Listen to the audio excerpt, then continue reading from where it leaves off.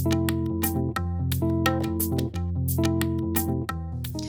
guys, it's Jenny with the Go Box, and today we're going to do an India ink painting done in a watercolor style. This will go along if you got the watercolor kit number 1 from us, which has India ink as well as extra paint colors because we did some colorful projects as well. I hope you have something to sip on. I know watercolor painting goes well with wine, so I actually happen to have a bottle of Spanish cava in my fridge. I stole it from the studio yesterday when I was in there. So that's what I am sipping on today. I hope you guys have been having a good quarantine still. You know, I know we're slowly starting to head on out into the mix of things while still being careful. And it's hard. It's a weird thing to get used to. Our studio itself, for those of you who've been wondering, we've gotten a lot of messages. We are planning on opening back up as soon as Multnomah County is approved for phase 1, and that has not happened yet. Governor Kate Brown is going to take a look, I think, on Tuesday again to see what the numbers look like. So far, numbers are not really coming down at the moment. I think we're seeing a little fallout from Memorial Day and whatnot. So I have some hopes, but not super duper high hopes. It will eventually happen. We'll eventually get open. But for now, supporting us by purchasing our online art kits and doing the projects along with us here on YouTube goes such a long, long way. And if you have your own supplies, but you really appreciate us putting together the videos for you, we do have a Patreon account. I'll have Paul put the link on the bottom of this so you can do it, donate whatever, $5 or whatever, the cost of a latte. We're just kind of riding the waves of this quarantine here, and it's very bizarre. I've been in business 10 years, and I never thought we would have something like this that caused such a big issue. But enough of that negativity. Let's paint. Let's go ahead and get into this. Let's talk about our supplies. So you should have your 2 brushes that came with the kit. These are the Princeton brushes number 6 and number 4 round. These seem to be number 2. Number 6 and number 2 round. These seem to get us through just about every project we do. Your little palette that came along with, that has all these little tiny wells, and then these bigger ones are great for mixing color. And then your sheets of watercolor paper. I did tape mine down this time. I think for doing the video, it's going to not slide around as much for you guys, so that will be better.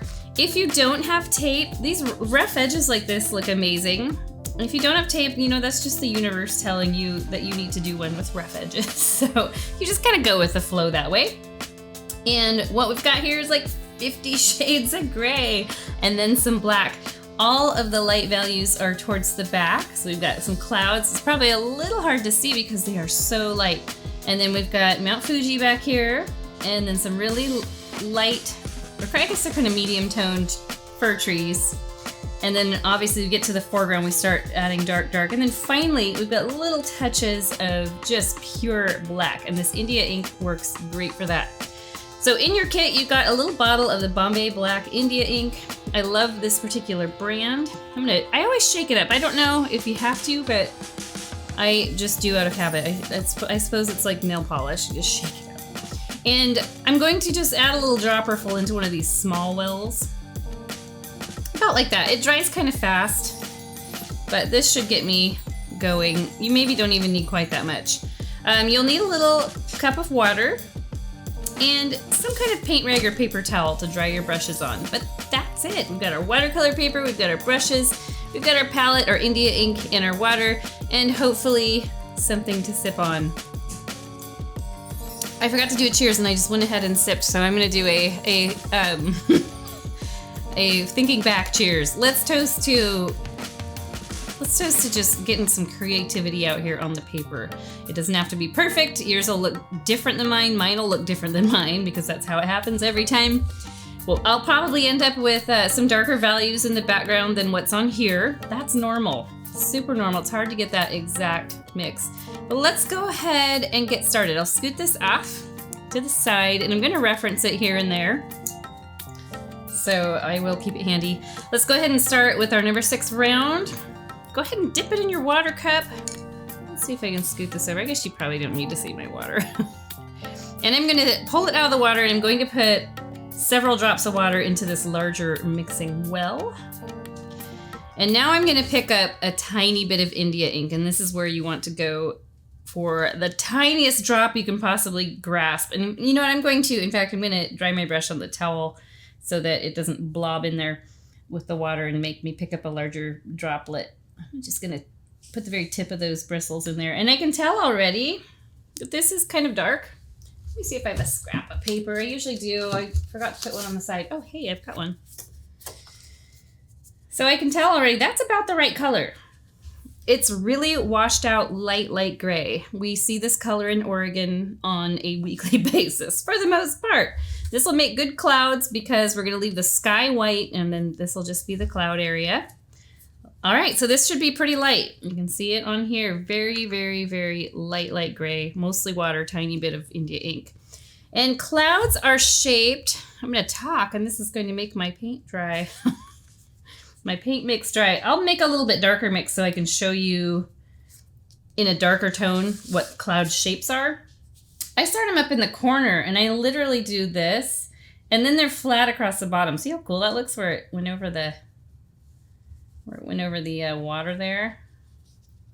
So remember what I'm doing right now is a lot darker than what we're going to do, and that's only because I want to show you. I want you to be able to see it. So this would be like one of those days where we've got rain going all different directions. We have that a lot here in Oregon. And then I'll do another band of clouds. And I make sure, like, I don't like to do them at the exact same height just because it makes it look too planned out. So I'll do another little scoop and come down this way. But see how I kind of shape these out?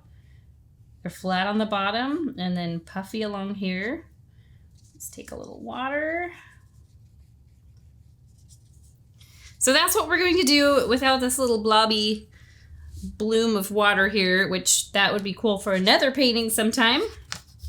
But let's do our clouds. I've got probably just enough paint left. We'll see. Might have to make some more. I'm going to start way up here, just like I did. And I'm just doing some scoops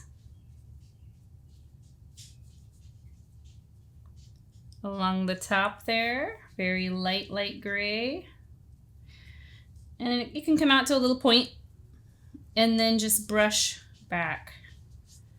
I'm gonna need to mix a little more. The water evaporates so fast. Boop, there we go. So for those of you who have acrylic painted with me, I always tell people this, water is like your white paint. It is going to be what lightens the color here. Now I can add a little bit of some darker value in here because when you look at clouds, you don't just see one solid light gray, usually. Usually you'll see patches of a little bit darker gray. So I might take a tiny bit more India ink and pop it in there. That's a little too much. So I'm gonna thin it out with some water. And every once in a while, maybe blot your brush on your paper towel before you touch it to the paper, just so you don't overload it. But I'm just doing some little individual scoops in here in that color. Now, if you get it too dark, one thing you can do is you can take your paper towel and you could literally just blot it on there.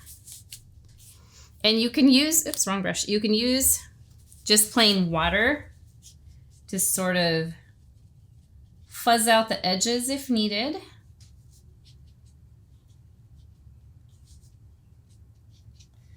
Or build it up a bit. Once the India ink is dry, it's dry. It's not like watercolor where you can constantly go back and reinvigorate it with water. It is stuck on there for good, which in some ways is cool. Okay, I got one cloud going. I could, add, I could keep adding more patches of darker gray, just sort of let them bloom out into that water that's wet on there. Practice around and come up with some cool effects. One thing I do kind of like to fuzz out the bottom while it's still wet. So it just sort of dissipates off into the sky. You don't really necessarily see a distinct line at the bottom of the cloud. And I'm just doing that with water.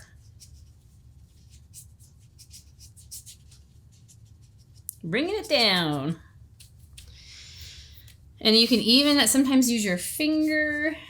I painted my fingernails black right before the video just to go with the India ink color. Actually, it's a new nail polish my daughter picked up the other day, and I thought, I can be goth today. I'll paint my nails black. So I've got one big cloud going. I like that one. It turned out pretty decent. It was very easy to do. I'm going to take a sip of my beverage. Make sure you do as well if you're drinking tea, coffee, wine, beer, whatever. Or depending on how nervous you are, something harder. All right, we're ready to start cloud number 2. And this one's going to come down, and it might, on mine, I think it's going to look best if I kind of cross behind this guy. And I could do it in a little bit lighter gray, but I think that maybe won't show up. Let's see. I'll just start with about the same color that I started this one with, and we'll go from there. So scoop, scoop, scoop. Maybe this one's going to come down like that. And then I'm just using what watercolor is on there to sort of fuzz it out. Again, wash your brush anytime. Use just a little bit of a damp brush to sort of fuzz it out, make it dissipate down into the lower part of the sky. And just like we did with this one, you can take some of just a tiny bit of some of these darker bits of India ink mix. That's maybe a little overdone. So overdoing things, speaking of that, it's super common when you first start watercolor. I have a lot of old projects that are very, very overdone, and the paper sort of starts pilling and looking funny. But that's okay. That it's all learning. So then I know the next time how to not overwork it, or, you know, just different things that you learn along the way. That's the beauty of art. Everything is learning. And in fact, I've said this before, but the old masters treated paintings as studies. Not like, I'm going to paint this and put it in a museum and frame it. It a lot of times was, I need to learn how to paint hands. So they do a study on hands or skies or whatever it is. And then they would paint over their paintings. So underneath all those famous masterpieces are other masterpieces that the artist looked at and said, I've done that plenty of times. But they've been able to use some kind of technology. I've heard it's ultrasound technology in order to look and see what's under the paintings, which I think is super cool. All right, I feel like this is almost trapezoidal shape, the way that the way this camera works angles. So I'm gonna move this a little. Okay, so I have a very pale gray sky. I know it probably looks a little paler to you guys than it does in person to me. I can see on the monitor up there that it's a little bit paler on camera than it looks in person, but it works. It'll be perfect. It'll make a great sky.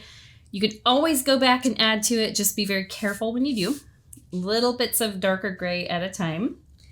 And I'm going to go ahead and have us work on our mountain real quick. So I'm going to talk to you about Mount Fuji.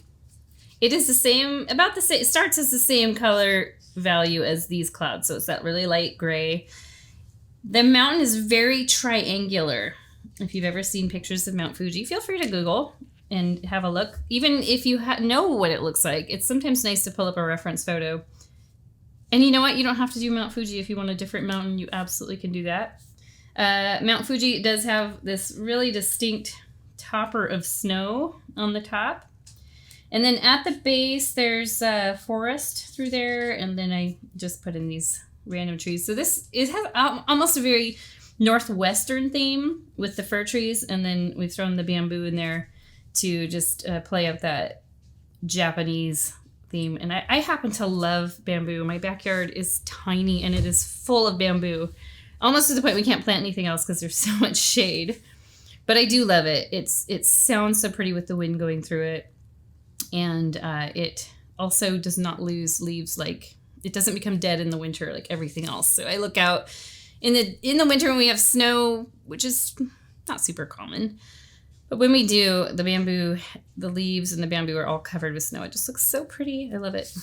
Okay, I've said my piece about bamboo. Now I'm going to show you on my practice sheet how I paint the mountain, just the shape for the most part. I'm going to make it darker than I want you guys to, just so that you can see. So mountains they're wider than they are tall. Mount Fuji is a particularly tall, pointy mountain. I start way over here, and I want it to end, if you end it real close to the bottom of your cloud formation, it's gonna look way too crowded. So in fact, sometimes it's better to just poke a little dot or something to reference where you want the mountain to go up to, so you know that it's not too close to those clouds. Now these clouds are a little too dark. I didn't dissipate the bottom of them like I did on the other. So this one won't look so good anyway. But I'm just gonna travel up just like you're drawing a wide triangle, little rounded point at the top, and back down. Really easy mountain to paint. If you want to make Mount Hood or some other one, you just add an extra little bump there, or you can, do that throughout here. But yeah, Mount Fuji is pretty triangular for the most part. And then it's got that snow at the top. So I remember when I painted this, kind of just left that white, but I used water to sort of blur the edges out so it didn't look like I suddenly just had this stark glowing white. It's a lot harder to do with this really dark color, as you see me struggle. But the mountain we are going to use water to blend it down and out. So it might feel like we work kind of fast right through there, and that is only because I don't want it to dry too fast on you. If it dries too fast, then you're kind of stuck and you can't blend it out very well. Again, this one's way darker, so it'll be a little easier for us than it was for me with this. Let's have a look. The mountain it's really like sort of a ghost view here. Very, very light as these clouds way back here. And then, like I said, it just sort of brushes out. There's no direct evident bottom to the mountain. We do see some little darker gray shrubs back there, but for the most part, the mountain just sort of disappears. And that's what we're gonna do. Okay, let's go ahead and remix our color by adding water to this larger tray here, or well, I think that's what they call them.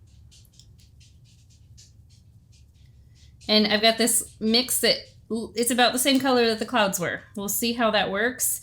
I do have a giant glob of water on my brush just from mixing and adding. So I do like to start by blotting it a little bit, and then I just dip the very tip of the bristles in so that when I touch my paper, it doesn't just suddenly go. We don't want that. And I'm gonna mark off the top just like I talked about.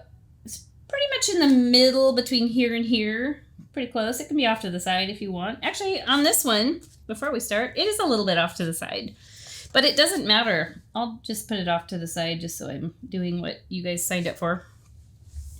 And then I'm going to travel down like that and down like that. Here I go. Deep breath. Woo. Hopefully you're not drinking coffee or too much coffee. Good. Actually, a little wiggling on painting mountains is okay, because they do have little tiny, well, not tiny, they do have rocks and valleys and bumps and all kinds of things. There. Now, before this dries, I'm going to work pretty fast. I'm going to wash the brush and take just water. And I want to fuzz out this line that's left from drawing it on. So see that already? It looks way cooler. It looks like a definite ghost view of the mountain. And then I'll come in under here with a little bit of the darker gray, not darker gray, but the gray we started with. So that way I'm leaving this area kind of white, or at least very, very light gray, just to suggest that, yes, we've got the little snow cap there. I can hear my dogs trying to get in here. They always are so funny when I'm in here. They want me out there with them because I am the treat giver.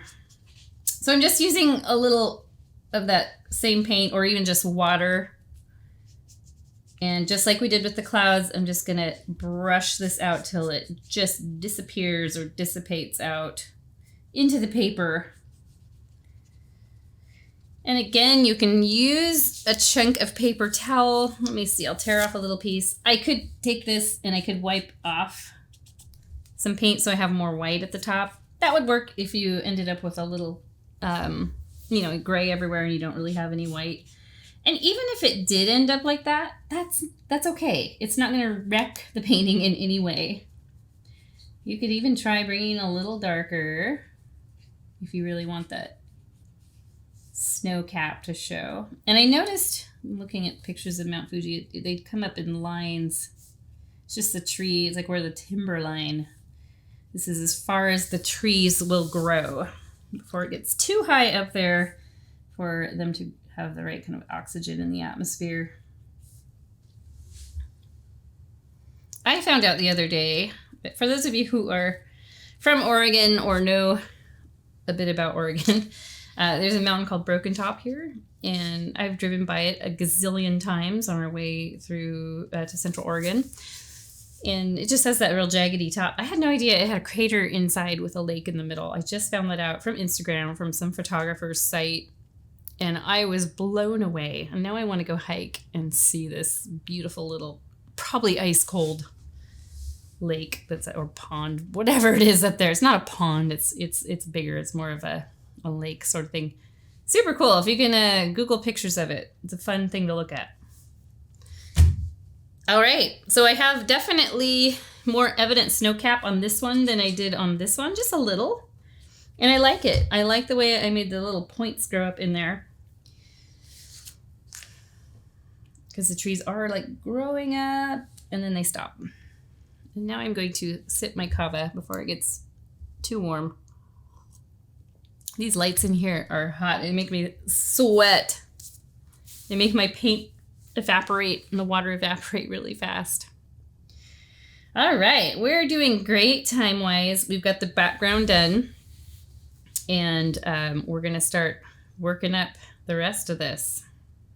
So what I'll have us do next is we're going to paint in, and they're barely visible here. It's just the suggestion of some tree or shrub shapes back here. They're a little bit, tiny bit darker than our mountain base. Not a lot darker. And they're just going to be at the base of the mountain, just like they really are at Mount Fuji. I think that's called, I can't even pronounce it. Gogh. I'm not even going to try because I'm going to butcher it. You guys can Google it. Forest at the base of Mount Fuji. Okay, so I want to make a little bit darker gray. Let's see, I'm going to test this on my sheet. Yeah, that's pretty good. That's about the color I want here. Maybe a little bit lighter. A little bit more water to that. What we're going to do is we're going to come along the base of the mountain. I'll do it darker for this example, just like I have been, so you can see it better. Okay, I'm going to take the same number 6 brush. If you feel more comfortable using the number 2 brush, go ahead. Definitely, it's not going to be wrong in any way. Just go with what you feel comfortable with. And I'm just going to jiggle up and down.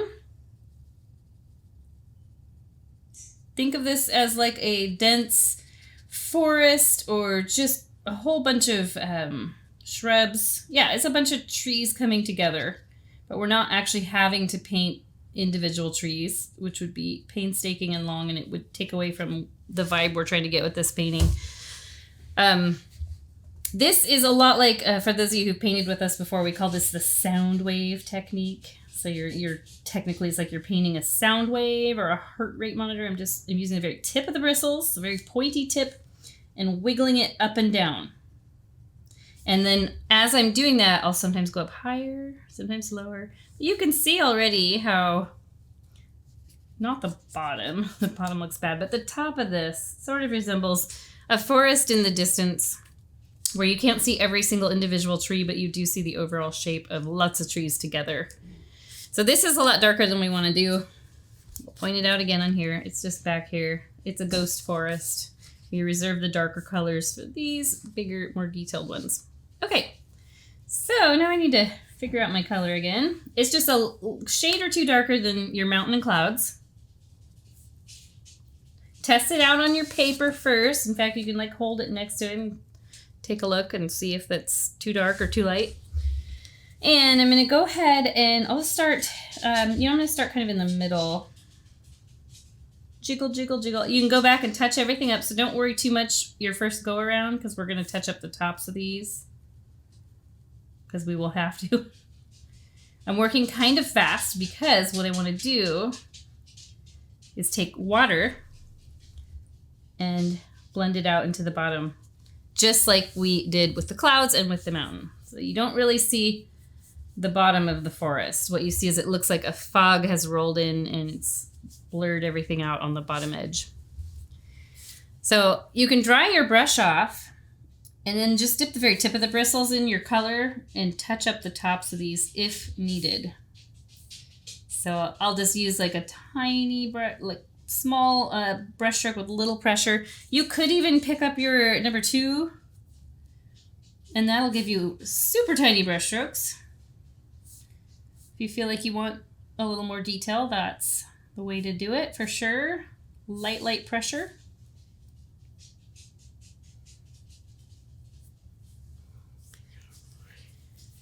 There we go. That's one side, and I could do another one over here. I think I'm going to go ahead and do that.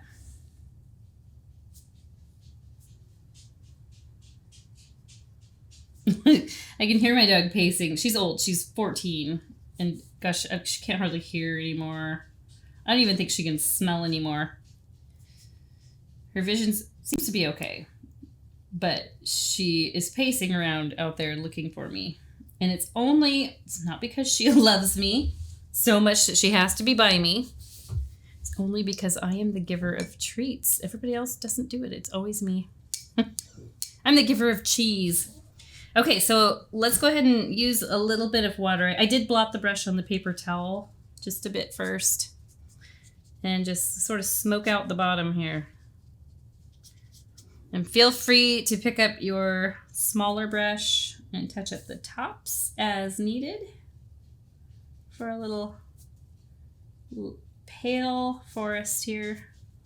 Suggestion of trees.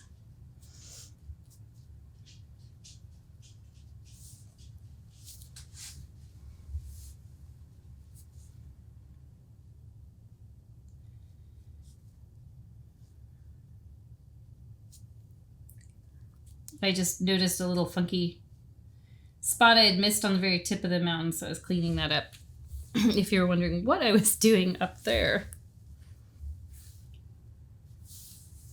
So things you could go back and do at this point. I could go back and add a little more depth to the mountain. It's not necessary because we're going to have trees that go over it, and the mountain's just sort of a background thing. But if you like that idea, just like how we did with the clouds, how we added some little touches of a darker gray, I could come in and maybe add some streaks of this color or something in between. Just not too dark. We don't want the mountain to take up all of the attention on this painting. I kind of feel like the bamboo is that's the thing that I really notice when I look at it. But because there's balanced colors and balanced tones going on here, it keeps your eye moving across the painting. And that is the one thing my art professor in college always told us. You want to paint so that your person looking at your painting, their eye is continuously moving across the canvas or across the paper, not just drawn to one single thing. So this does balance out pretty good by having the dark tree, really dark tree here, and the really dark bamboo here. But yeah, I'm definitely drawn to that bamboo. Okay, we're ready to start some more detailed fir trees. So please, if you're sipping something, sip it now. Take a breath. Sometimes wiggling your fingers around helps, or rotating your wrists. I tend to get a little, I've gotten better over the years, but I tend to get where I notice I'm clenching or, stiffening my muscles up, tensing. And so I do occasionally remember to stretch my fingers out. I really have to do that a lot lately because I've been taking piano lessons, and those have stopped due to COVID, but I have been teaching, learning through other YouTube tutorials and things while we wait for me to be able to get back to my teacher. But I notice I get really rigid and my fingers will get really rigid, and you're not supposed to play that way. You're supposed to be very loose and light. And I think about that with painting. Loose and light. All right. Now that I've talked to you about piano, we're going to paint some trees. Let's do these first for the reason that they are going to be covered by bamboo, so those can be your practice trees. A few practice trees are not a bad idea because by the time you do these, you'll feel a little more comfortable. I'll take my practice paper, which you guys can do too. You can use the back of it too. Or you can use just regular paper. I paint watercolor on regular paper all the time. And if I remember correctly, most of those trees I did with the number 2 brush. I probably did the tree trunks with the number 6, but that can be a little tricky. You can see the size difference is quite big. So to keep yourself comfortable, maybe start with the number 2 brush and see how you like that. Now I'm going to do this one just like I have been everything with this. I'm going to do it a little darker. But let's take a look again. Really light. They're darker than the mountain because as we're going forward, the things are getting a little darker. And they're darker than this tree base, but not a whole lot. On this, I'm going to make it dark so you can see it. And what I do is I start with a single tree trunk. And it doesn't have to be perfectly straight because they don't really grow perfectly straight. Try looking for a perfect tree. It's really hard. But rather than keeping it as a single line like that, I want to make it a little wider at the base. So I just parallel this line, and as I go up taller, it goes to a single line. So you can see already, oh yeah, it's got a nice broad trunk, but not too broad. It's just a little, maybe twice as wide here than it is up here. And when I painted these trees, I did something I don't normally do. For those who have done the acrylic painting with us, you'll notice I don't normally do this, but I thought it actually helped. What I did was I started off by making branches. So if you think about, we've all seen dead fir trees. If you haven't, just Google it. Dead fir tree. So I'm painting branches, and you can see they sort of go up at a slight angle. They're not drooping down, and they're not going straight out. They're going up at a slight angle. And then give some, as you're getting, you can tell what I'm doing here. As I'm going down further, they're getting a little wider, but every once in a while, there's a little broken one in there, in between. And then one thing you'll want to do is split off, because that's what happens in nature. They grow out, they branch off. That's probably why they call them branches, huh? I do occasionally throw that little broken, sad branch in there, because when you paint the foliage on later, you will see those poking through, and it will look very, well, it'll look fairly natural. So that's how I start the tree. I bring the foliage about 2/3 of the way down the tree trunk. So I'd probably bring it to about here. Here, I'll just do that real quick. Always going at a slightly upward angle. Now there are some trees that don't grow at an upward angle, but I feel like for painting, they're easier to work with and look better if you do it that slight upward angle. And then your branches, though, that come off of these, those can point down and out because they're just all fighting for light all the time. So they probably grow down and then they'll start going up. But there we go. And then after I've done all of that, what I have done here is I've created the blueprint of the tree. This is the bare bones. And now we're going to flesh it out. And to flesh it out, I use the same little round number 2 brush, same color paint, and I'm just going to go through and I add little dabs. I'm just literally, it's a pointillism. You're poking your brush down in little dots. Dot, dot, dot, dot, dot, dot, dot, dot. And in fact, it's not necessarily just a dot like this. It's more of a swipe, swipe, swipe, swipe. Think of it like little hairs. It's a fir tree. It's fur. It's shaggy. We want it to look shaggy.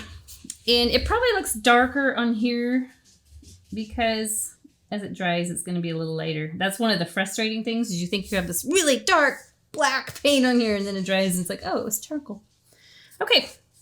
So now we're going to paint on our real paper. The real deal. Don't put too much pressure on yourself. You can always start a whole new one and just say the first one was just my practice.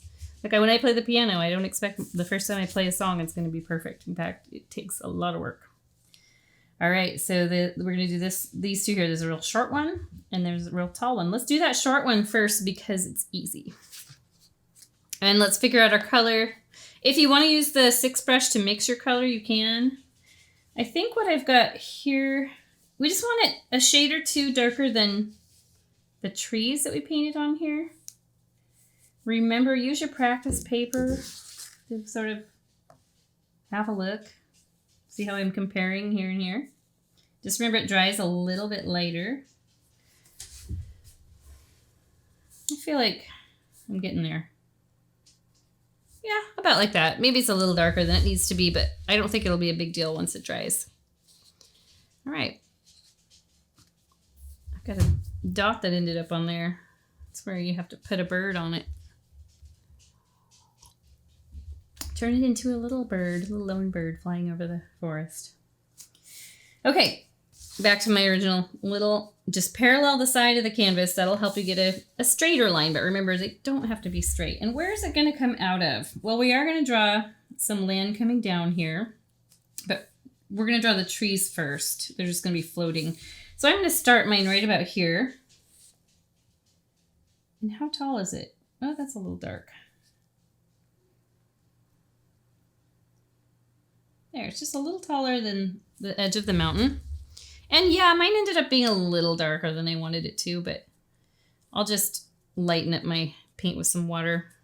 And part of the reason is I didn't blot my brush on my towel before touching it to the canvas, so it was like a load of water and ink went on there really fast. And then let's go ahead and make those little branches, real tiny short ones at the top.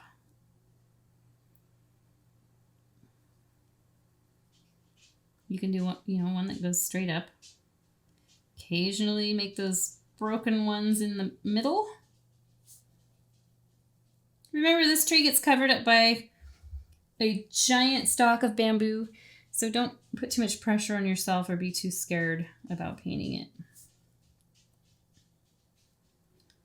It's like what we call in the studio, we call trees and things painter's band-aid, because if you don't like it, you just put something over it. You put another tree over it or a stalk of bamboo, whatever it takes. A giant cat. Oh man, the dog busted through your...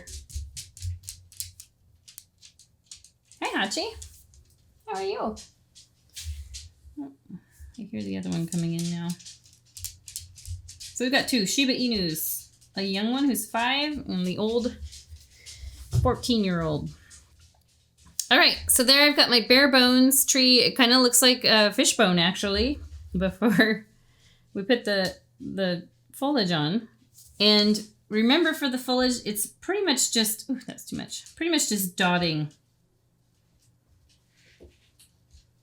Just fleshing it out a little bit. I'm not using much paint, or ink, I should say, on my brush. In fact, at first I got too much, so I dabbed my brush on the towel and then I just kind of fed off that first wet blob of ink on there. I think I've been calling it paint the whole time, but truly it's ink. India ink has kind of a cool backstory. It's, I don't know, it's like 6,000 years old. I watched a lady, ooh, somebody's not happy. I watched a lady make it before. And it's a big process. They I'll just talk while you guys are painting. They burn special oil lanterns, and the oil burns down to a charcoal, and it's mixed, and it sits for a year. And they make these hard stones out of it, and you can grind the stone with some water. And it's calligraphy ink, basically.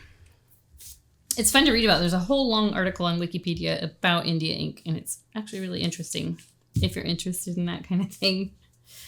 All right, so there's my first little tree. It's a little more fleshy than the original one here, I think. That one's hard to see because it's got a bamboo leaf over it.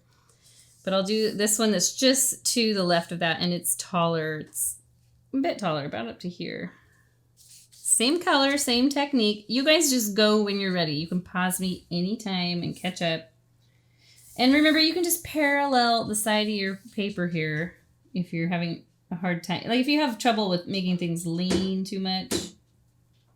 There we go. I've got a fuzz attached to the brush here. And remember how this is annoying me. Move it up here. Remember how I made it a little wider at the bottom just by paralleling the line and then coming up. And these trees, literally, they're just floating right now. We haven't drawn the ground that they come out of yet. Okay, ready for branches. So at the top, I just do a little V like that. I don't know if you can even see that. It's so small. And then I'll just do another one. Occasional little broken branch in between, like one that started to grow and then just didn't quite make it. And then as I go along, I'll add split ends. That's technically what they are. They're branches that have split or branched off. And mine, when I'm teaching, I have a tendency to suddenly mine start getting really wide. And I think it's just because I overdo a lot of things when teaching, as opposed to when I'm just doing it myself and not having to talk and think and word things. I can concentrate a little more, I guess.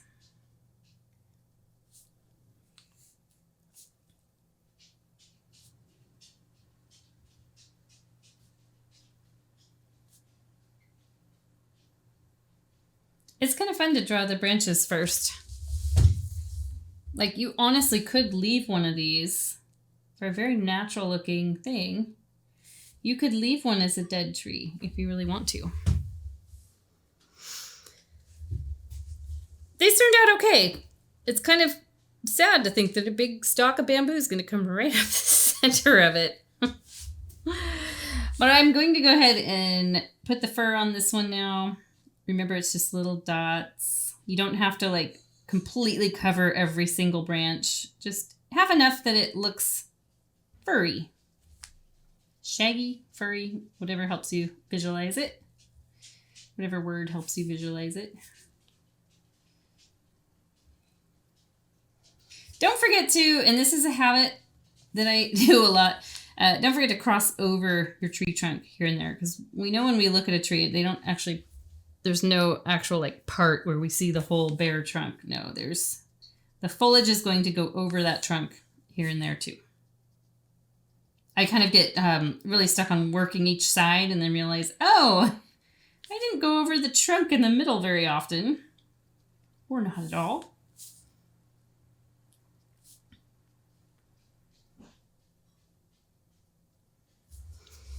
That feels pretty good. I don't really feel like I have to do too much to it. I almost over detailed it compared to the original, but that's all right. Like I said, each one's going to be a little bit different. Make sure I'm all lined up right. Yeah, it looks like it. All right, let's move this. So we've got our clouds. We've got our Mount Fuji. We've got our background woods here. That forest I can't pronounce. And then the fir trees in the foreground.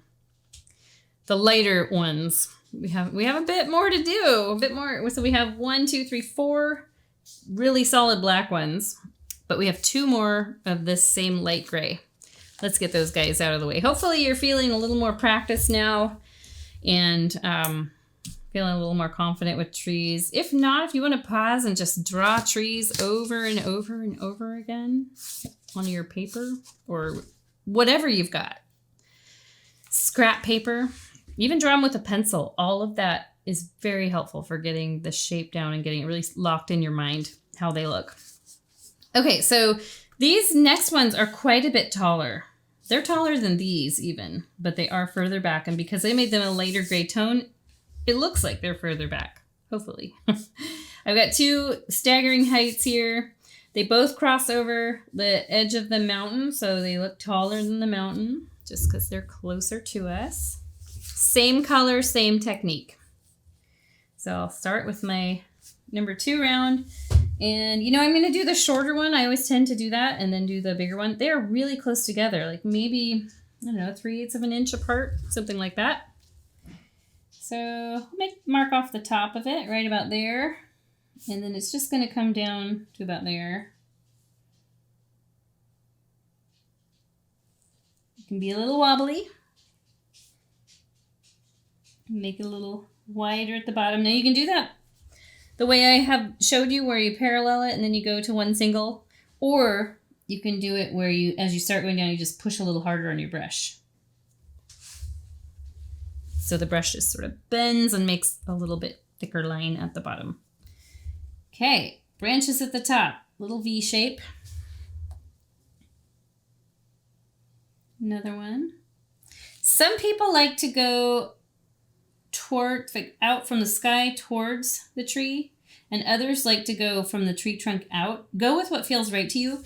I think I do on the left side, I tend to pull towards the trunk, and I think on the right side, I tend to go out from the trunk. It's probably just a left-hand, right-hand thing. But do what feels right. That's a mega branch right here. I do not like that, but I can fix it with foliage. Hopefully. Should be able to, in theory.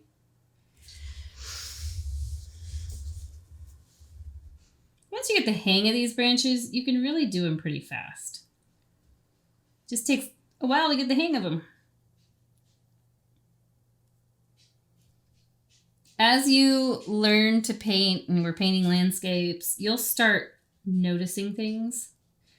I always thought that was an artist thing, but I had several students tell me when we first started the studio, we had a lot of regulars that would come in like almost every weekend, just like, oh, this is the new fad. I love this. I want to do this all the time. And they would tell me that, it's weird. I'm actually starting to like notice things when I drive around. When I'm riding in the car, I start noticing the trees, or taking a walk, I start noticing branches and things, and how they look and how they grow. And so I love that. I think that's fantastic. It's a great habit to have, noticing things. Little sipperoo there. Okay, foliage. So I've got the mega branch. Got a little out of control. Just dab on some extra foliage there. Remember to cross some of your foliage over the tree trunk in the middle.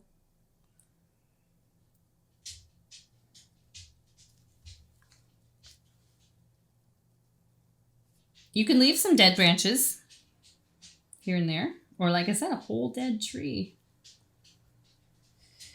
When we drive through to Central Oregon, depending on which way we go, well, there's just evidence of forest fires all over the place, and you do see these beautiful lush green fir trees, and then suddenly, oh, well, we're in the dead forest area where some of them got struck by lightning and started this whole forest fire, or worse things, purposely started fires. But there are bare trees mixed in there. And as devastating as forest fires look and can be, it is important to remember they're a very healthy part of the ecosystem. And a lot of trees release their spores when they're burning, so it populates the ground for more trees. So I suppose there's always a silver lining, kind of. All right. Let's go ahead and make this one. It's a bit taller, maybe a good 1/2 inch taller, but you can make it the height you want. It could be shorter. If you felt like this one became a mega tree and was a little too tall, you can make this one the shorter one. Or you can really go big. Okay, so I'm going to mark off, just like I did before, I'll mark off the height. Remember, it's really close to this one, maybe 3/8 of an inch away. If you want to do it differently, you can. I'm just going to keep saying that over and over. And then I'll mark off a spot on the ground that's try to kind of keep them in line with each other. I'm going to come down. This time, as I come down, I'm going to just push a little harder right here as my brush runs out of paint. Push a little harder. And so I get that thickened trunk just by pushing harder with my brush.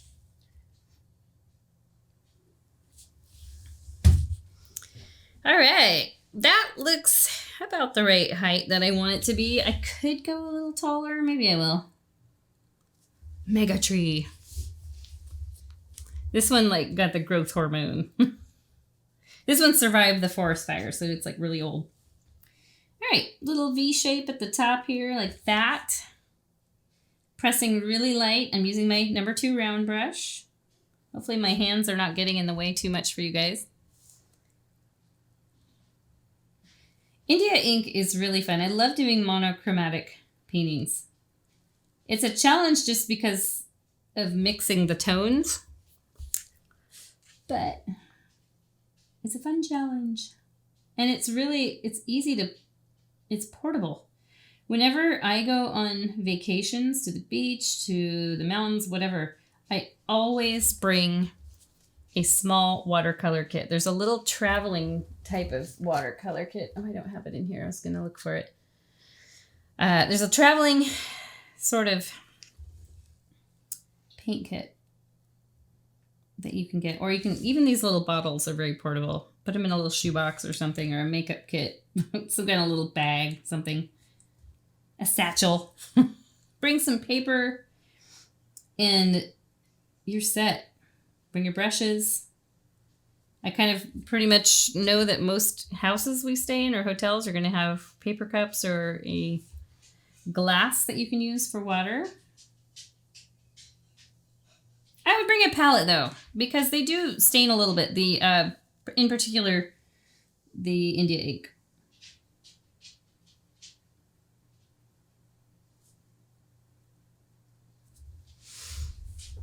It's okay if there's areas where it's a little darker. You can see that on mine where I have some branches that ended up a little bit darker, because it'll add some nice variance to this. And then when we come back and add the foliage, it will be less noticeable anyways.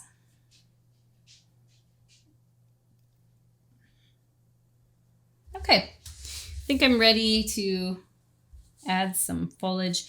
Now the branches just sort of overlap into this other tree. That's the way they would do in nature.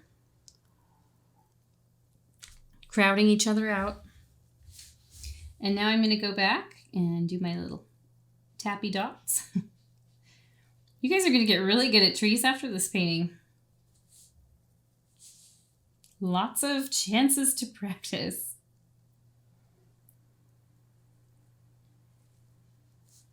And you can go back again and do this painting again. I mean, use the back side of your watercolor paper.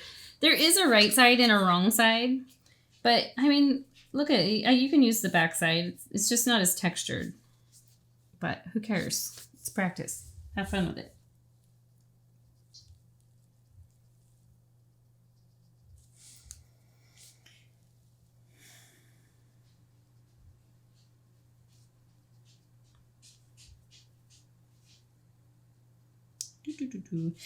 So I'm thinking of other paintings to put out for a secondary watercolor kit. I love bumblebees, and I've done several bumblebee paintings. And the little animals are super cute with watercolor. That's one of my favorite things to paint, are different sorts of animals. Like I've done llamas and bunnies and lots of owls, birds, all kinds of birds. And spiders. I love painting spiders. I'm terrified of spiders. But I started looking up macro, or yeah, I think it's for the macro photography, where it's takes a tiny object and you zooms in. I don't know if that's micro or macro. My husband would be able to tell me. He's like, well, obviously it's this. But when you see them up close and you see their eyes and their little, they actually have little furry paws. They're actually kind of cute to paint. A lot of people would disagree with me. Okay, so I moved this in front only because I'm going to have us start painting some of this land in. This one back here is kind of light. It's the same color as the trees. And then we're going to just do this sort of scribbly splash of land that's darker. And then we can paint these darker trees on, and then we can do the bamboo. So we don't have a whole lot left to do. We have 1, 2, 3, 4 more trees to do. If you decide to do 4, maybe you only end up doing 3, depending on how much room you have. I'm going to mix some more ink up, water and ink, to make something very close to these trees. And remember, use your paper as a guide. That's about right. Actually, that's pretty darn close. That was a good guess. And then I'm just going to come through and make a little hill that comes down to about like that. And I'll paint down to here. So it's very similar to the shape that we did the clouds, only less scallopy. And I could add a tiny bit more ink to that water. Look at that. That's so cool. How it just sort of grows into the water or blooms. I almost made it a little too dark, but I'm gonna work with it. I'm washing my brush, blotting it off, and I'm just gonna use the damp brush to pull this over here and just let it fade out. Just like we did all with the other things, the clouds, the mountain, the forest in the background. Look at that. So the one part that bugs me a lot of times is when you still see the floating tree, like right here. So what I'll do later, if I need to, if bamboo doesn't cover it, I'll come in and maybe paint with my number 2 round some little grasses or shrubs or something like that around the base of the tree just to ground it a little better. All right, now we're gonna go dark. And this just really, just like everything else, it just sort of dissipates off. It's really dark back here. I did some grasses, which we'll do later. But this is not solid black yet, but it's a lot more India ink than we've been working with throughout this whole painting. So I'll take and add a dab of India ink over here and then water. Use your paper tester, whatever you've got. Let's see how dark that is. It's pretty close to what I want it to be. It's not solid black, it's a deep, deep gray. And I'm going to, let's see how I want to do this. I'm going to start right here. Come up, I'm going to cross over the base of these trees.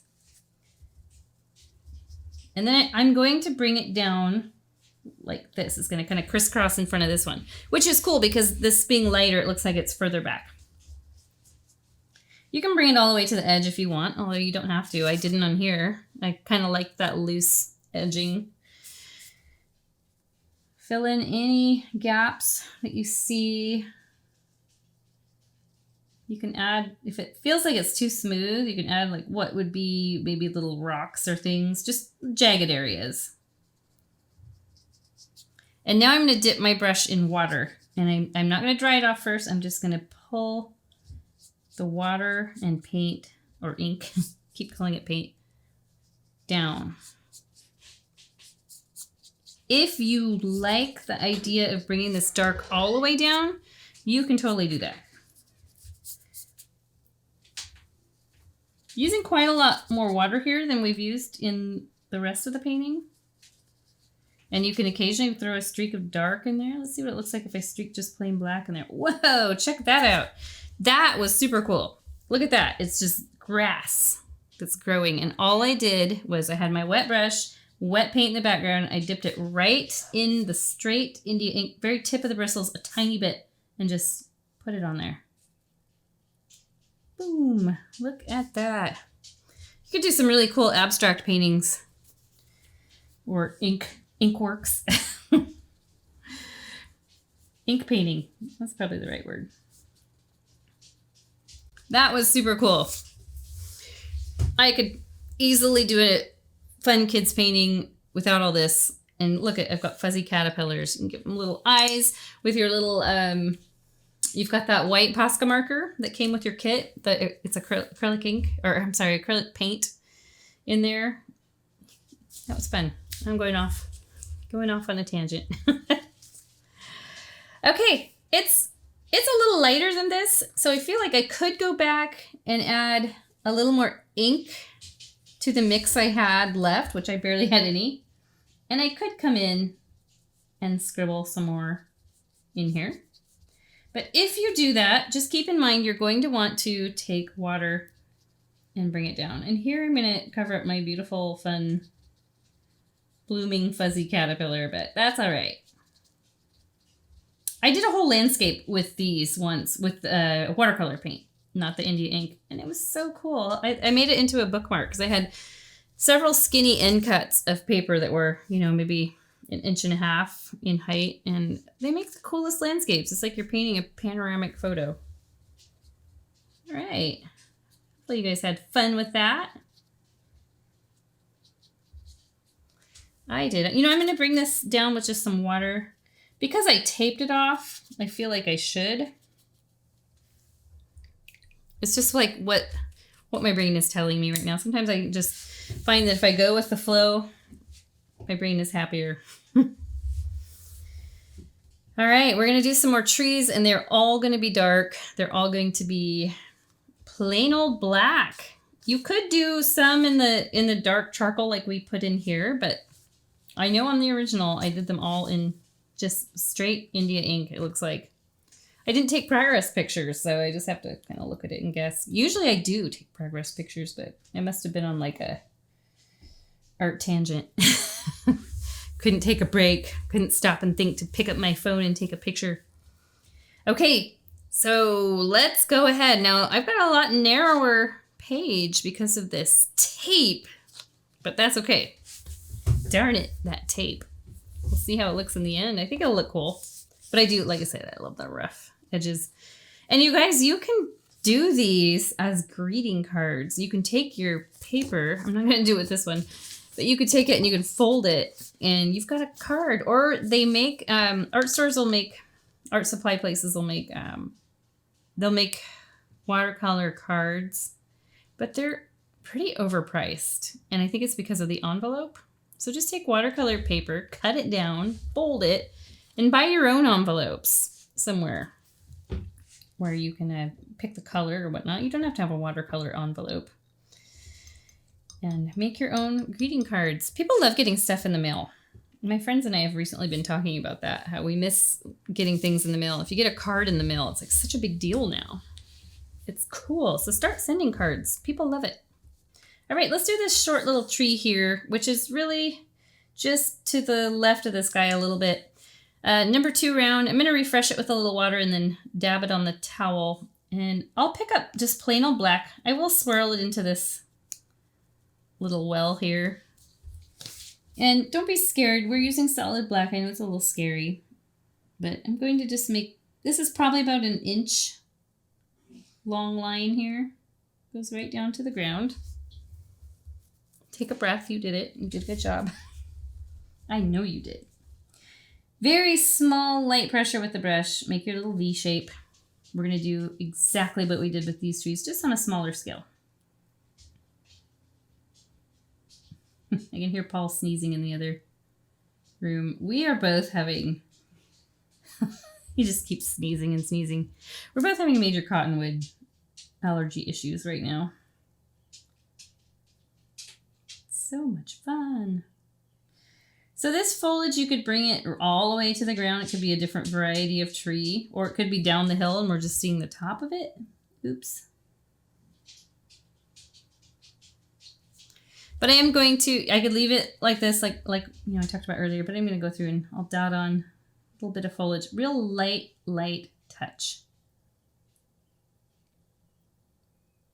I feel like this tree's leaning a little bit, but that's okay. They do that in nature, let me tell you. There.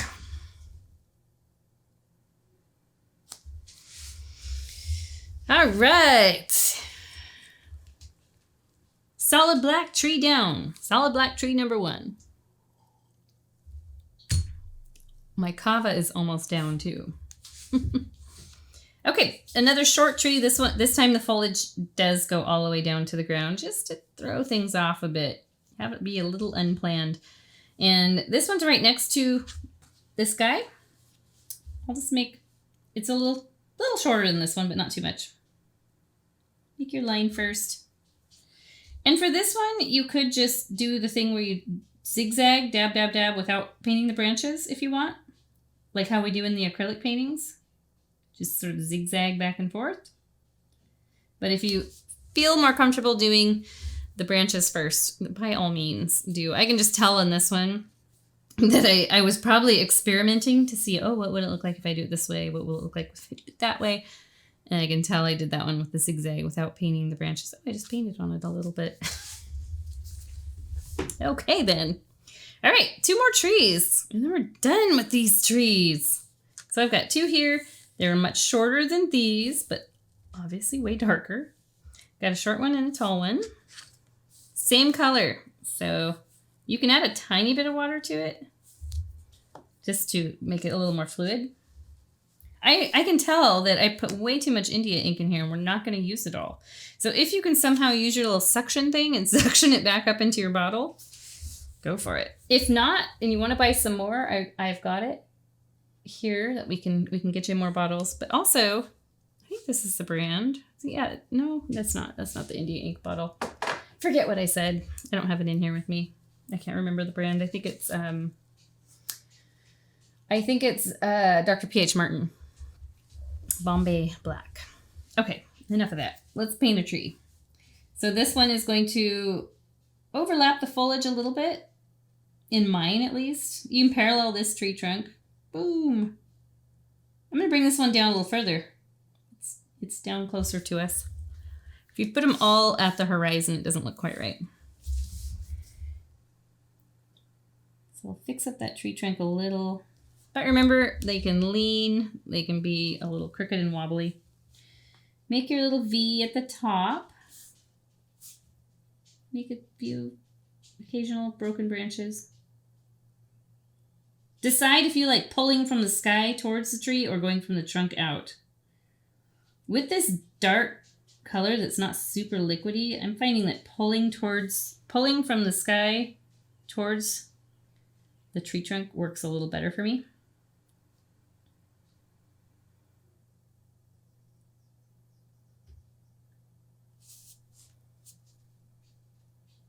And I just gradually get to where I'm painting a little bit wider branches so that they do take on that kind of tall cone shape without being too triangular.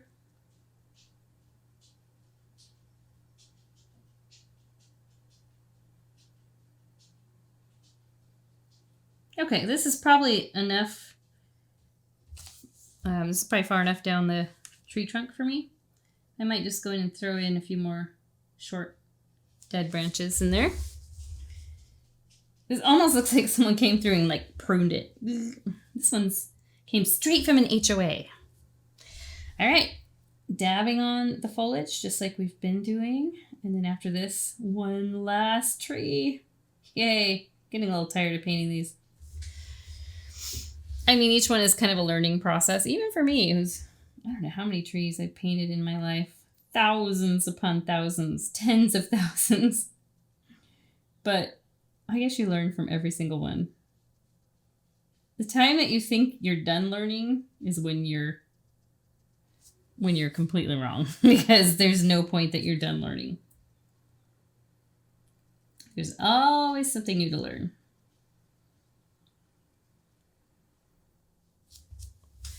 Okay. Well, that works. That works for me. One last tree that I can barely squish on there. I could leave it. I could say, you know what? I'm done. I'm not going to do any more trees. I don't have room. But I'm going to add one in there just because that's what we did on the original. So that's this one. Taller than this one, but not as tall as this one. So I'm going to go up about here. Make a dot. Bring it down. Push a little harder down here. And let's see how far this goes. It goes a little further down into the land.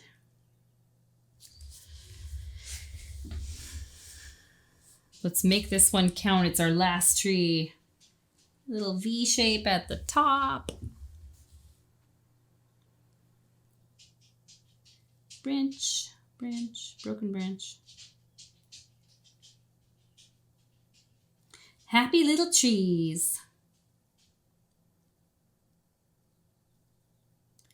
So speaking of happy little trees, I know I've said this before on our videos, but Bob Ross is streaming on Netflix. And if you have ever had a not so hot day, which a lot of us are having these days, there's a lot of crazy stuff on the news. Please don't watch too much of the news. Just remember, a lot of times they're going back and having to correct the stories and say, oh, we're sorry, this was wrong. We reported this wrong, because they just like knee-jerk reaction report stuff.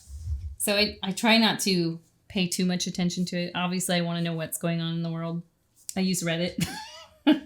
Maybe that's a bad thing. I don't know. But take some time out. Put on Bob Ross. You'll feel so much better. Pour yourself a glass of something. And you will probably fall asleep on the couch. He's just got he's like the Mr. Rogers of painting. He has such a good outlook on life that you can he's like a little sage. He's the painting sage. He has the best life advice, and he crosses it over with painting. I just think he's amazing. Good old Bob. Wish he was around today, but he's probably glad he's not. That's horrible for me to say. All right, let's go on with painting. Foliage. Dab it on. We got our last little tree here. Yay.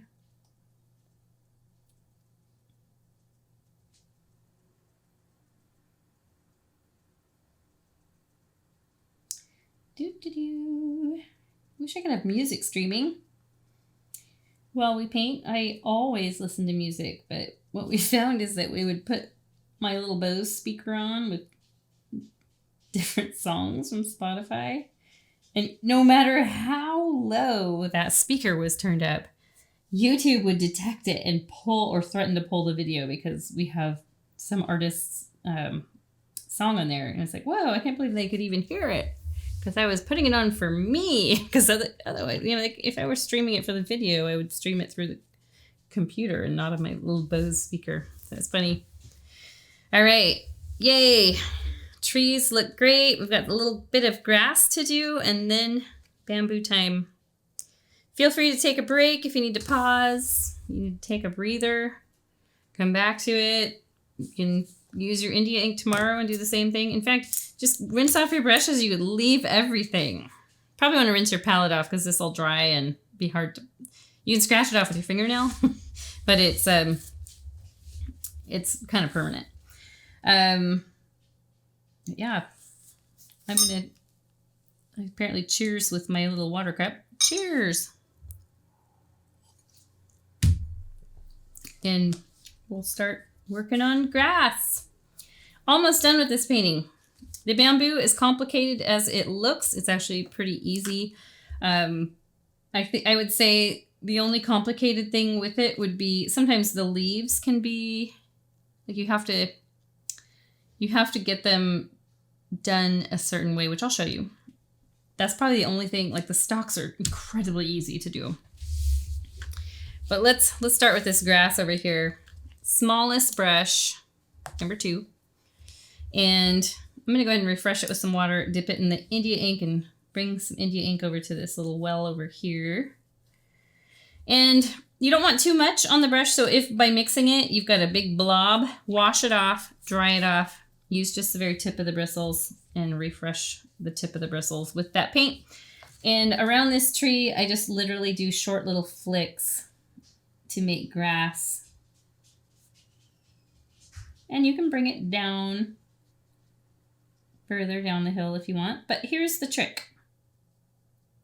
So that we don't end up with a sudden black edge like that. It's not too bad. It would probably be fine. But you can take and wash your brush, really just pat it real lightly on your towel so it's still pretty damp, and just brush this down. So it just sort of, I think it dried too fast on mine, but it just sort of brings it down and flushes it into the ground.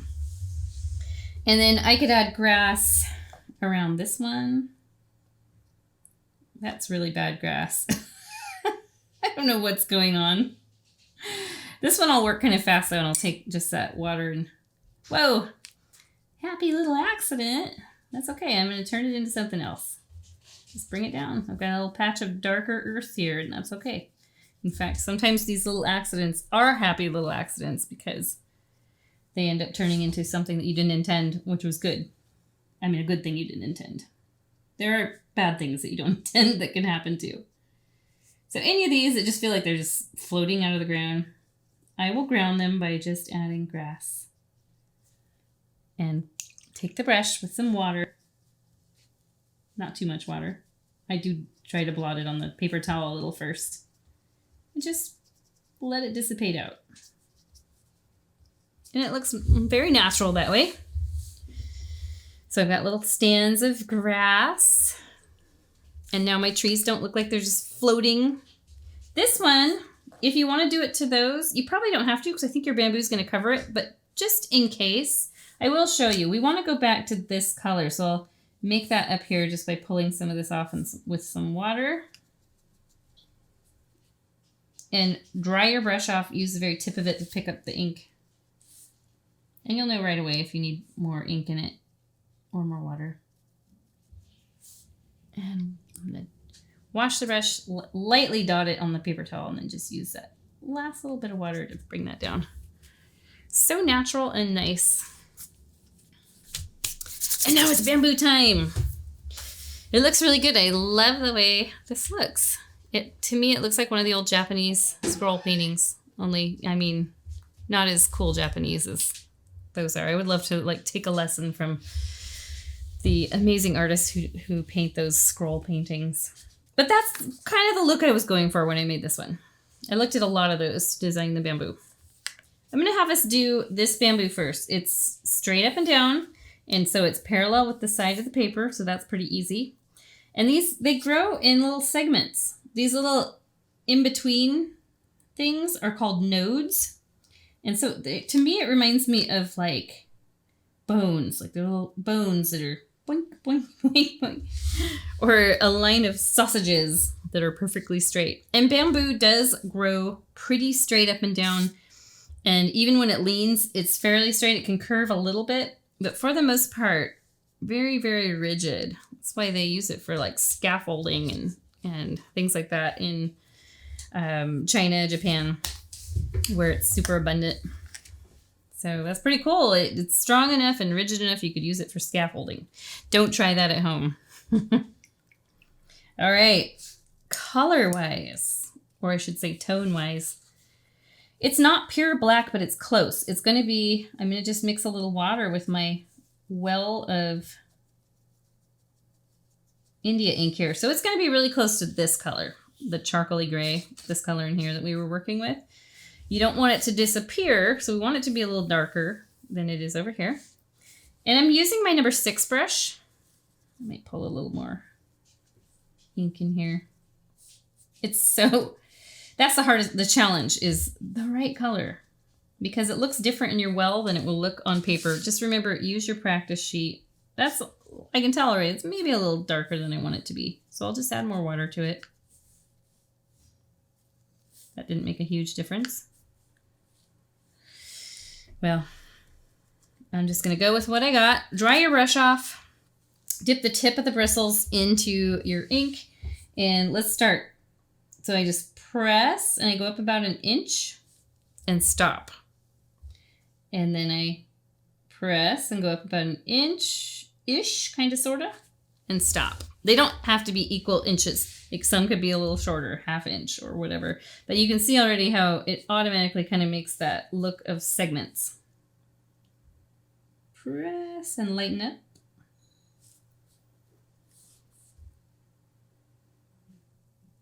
And as this dries, you can tell already it's drying fast. It's lighter. Lighter than it looks when you first put it on. And you can connect these if that bothers you, but you don't have to. You could come in and, make it a little cleaner edge where they connect into nodes, but you don't have to. Oh, that one ended up funky. So we have a bamboo in our backyard that's called incense bamboo, and it's because it actually has a fragrance. And then we have a variety called koi bamboo, which is really cool looking. I don't know why it's called koi bamboo. Paul knows. He could do a video about that. But then we have timber bamboo, which is the one that grows really big and round like this and super rigid. And we have to, because we have a small backyard, I'm just going to keep us going. Let's do another stand of this that parallels it. Because we have a small backyard and neighbors all around, we have to put a barrier, an 18-inch deep barrier in the ground. And we didn't do that at first. We didn't really know. We kind of just blindly went into it. And then we read about it, which is what we should have done first. And noticed, of course, that it spreads all over the place. And your neighbors may not like bamboo as much as you do. We have one section that we just noticed that, I don't know if it was able to break through the barrier or we didn't have a barrier in one certain part. And they put up little shoots. You've all heard of bamboo shoots. You can eat them, actually, certain parts of them. Anyway, where the bamboo is at, the shoot went like 12 feet under a deck that we have and came up on the other side of the deck. So it is pretty invasive. So do put a barrier down if you do plant bamboo, or your whole entire yard will be taken over by bamboo, which I wouldn't be opposed to, but you have to not have neighbors. Okay, so we've got our 2 stalks. Those are pretty awesome. Straight up and down. I kind of like this, actually. it just takes it suddenly, like we've got this really sort of natural look and then boom. I like that. But we're not going to keep it that way. We're going to do one that goes off the paper. So it doesn't start at the bottom like these two. It's going to be up here about 1 inch and come off and lean out. So it's probably 1.5 inches in from up here. Let's do some marker points. That's how I love to teach. Oh gosh, my paper, look what it did. Okay, I'm gonna have to put some well-placed leaves there because I obviously, look at that. I stuck this right on the wet paint. Always learning, like I said. Fixing everything as I go. But yeah, I can do some well-placed leaves there. Okay, same color we've been using. Let's do marker points. So let's kind of guesstimate. Make sure this is on camera, right? Okay, about 1.5 inches in here, about there. Just make some kind of small marker point that you can use as reference. And then where it comes out of the paper, or comes from the edge of the paper, right about here, about 1 inch, 1.5 inches up. And so we've got clear, we're gonna do dot to dot, but we want this to be a pretty straight line. We don't wanna be like, ooh, no, it needs to be straight. And so I'm gonna take crossover. This is gonna be scary for you, but you can do it. It's scary for me because I can tell already I'm not really gonna line up with my marker point very well. But I will work with it. So those trees back here, look at that. We didn't have to worry about them so much. They're gone, sadly.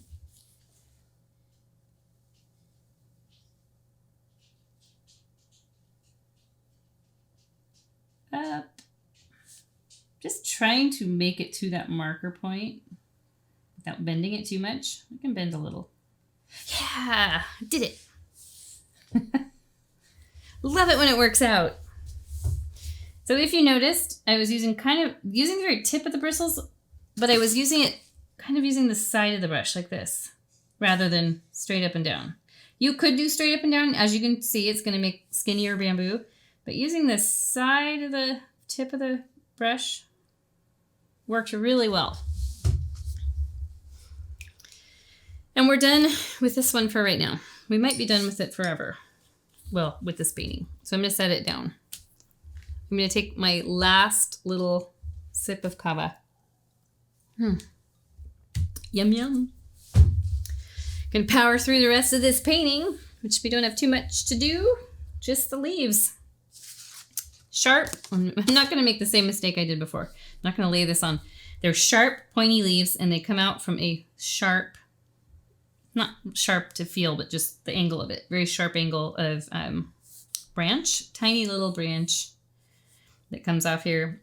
I can tell I didn't really put any leaves on these two back ones. Maybe one or two. I'm obviously going to have to right here because I made a serious goof. But we're going to use the number 2 brush, and I think I'm going to try this one for the bamboo leaves, and if it doesn't feel like it's big enough, I'll switch to the number 6. We want to use the same color we were just using, so hopefully you have some left in your well. If not, just try to make something very similar. And let's start way up here.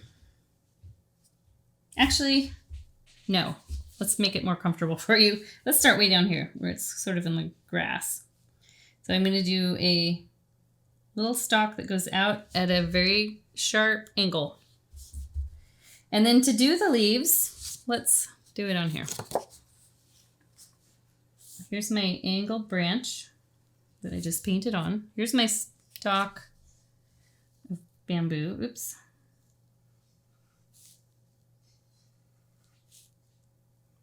Fun. I love painting that. It's so easy and fun. Hopefully it will be easy for you. Or you'll learn from practice. It will become easy. So then the leaves are, I press hard to bending the bristles, not poking, just bending them, and flick down. And as you flick, you lift the brush, and you're doing this like a little cluster of them. Look at that. It looks like calligraphy. That's the feel I want you to feel like you're doing calligraphy. And then I could do a stalk branch out here. Press, flick. Oh, that one was a little hard. I feel like I could have a little more fluidity to this ink. Press, boom. I even like the spots where it ran out of paint, like here and here. I think that looks super neat. It just reminds me of the calligraphy feel. And one thing I noticed is that most of my leaves ended up the same length. So like going in, I'll probably try to have some short ones mixed in there too, as I make them all the same length anyways. That's all right, I guess. So they're pretty easy to do. They remind me of like birds of paradise flowers. How they're just very rigid and sharp. And let's go for it. So I did my branch and push, bend those bristles and flick. So the flick is important at the end. That's what's going to give you the pointy edge. So it's like a flick and lift. Boom. And not every single one's going to be perfect. You'll have a few goofy ones.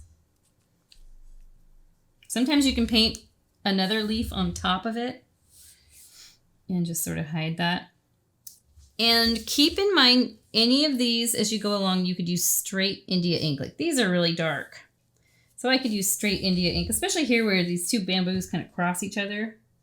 I want to put a nice dark one here because I don't really like the look of where they're crossing each other because you get like a see-through paint.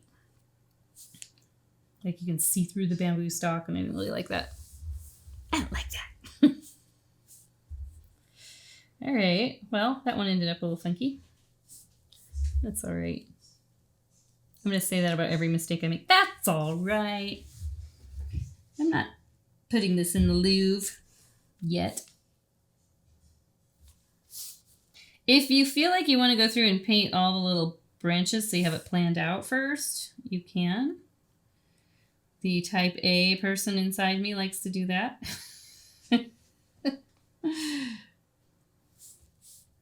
But then sometimes I do like doing it on the fly and random. It feels a little less planned out. I'll go ahead and do a short one here. So here's how I'll fix that funky spot. Look at that. All gone. Bye-bye. Boom, boom, boom, boom. Be gone with you. You never were. Push, flick. Push, flick. I should have cut off some bamboo leaves and brought them in here to show you. This is what they look like. But that's where Google's your friend.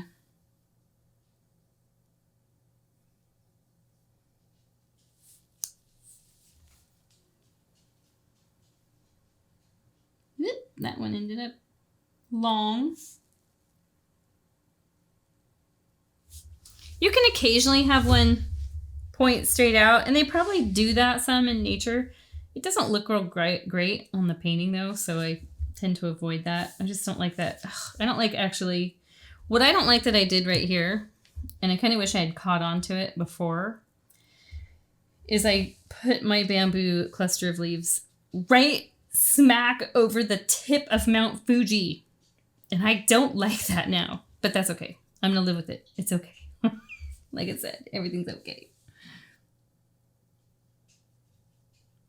But that's how I learn. So what I learned from that is that next time I will pay better attention. And I think, I pre-painted these little branches, and that's exactly what happened. I wasn't thinking about that. And I think if I had not pre-painted those, I would have been like, oh, I shouldn't place one here because it's going to go right over the top of the mountain. And maybe that's okay. Maybe someone looking at it or wants to buy your painting, if you ever end up selling your artwork, would be like, I love how that cluster of bamboo leaves goes right over the top of Mount Fuji. What do they say? Beauty is in the eye of the beholder.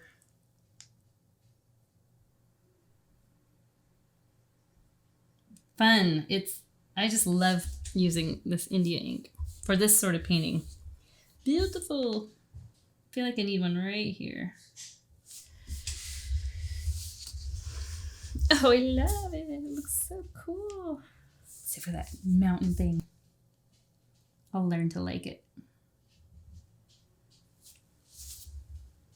So you can do up here. In fact, I did it on here. You have like the partial one that you're just seeing the bottom of the leaves poking up here. Oh, that one wasn't very good.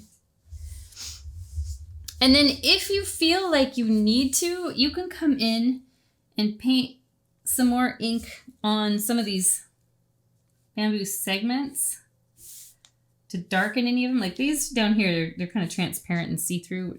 You can see the hills behind it and stuff. Like, oh, it's ghost bamboo. But only do that if you feel like it needs it, if it's really bothering you. Because the more dark you add to this, the more it's going to be like, in your face. So I feel like we've got a lot of good dark stuff going on here. And I don't necessarily need to add any more.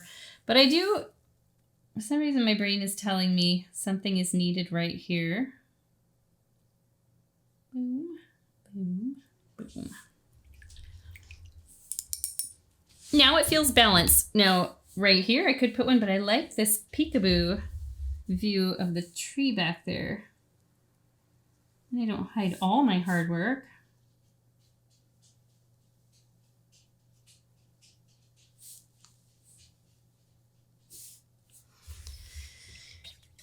Voila, that is it. My mountain definitely, as I talked about earlier, it's more peekaboo now because this one you clearly see the top and this one not so clearly. But again, that works okay. It's not a big deal. I normally have a pencil nearby. Oh wait. I like to sign my watercolor paintings or India ink paintings with pencil, and you can write the year. You can write, 1/ because maybe you're gonna do more of this. Maybe you'll be like Monet and do 200 paintings of one single subject, like he did 250 paintings of water lilies. So maybe eventually you have one of 250 bamboo. Also, if you got the watercolor kit and you want to play around, try using color.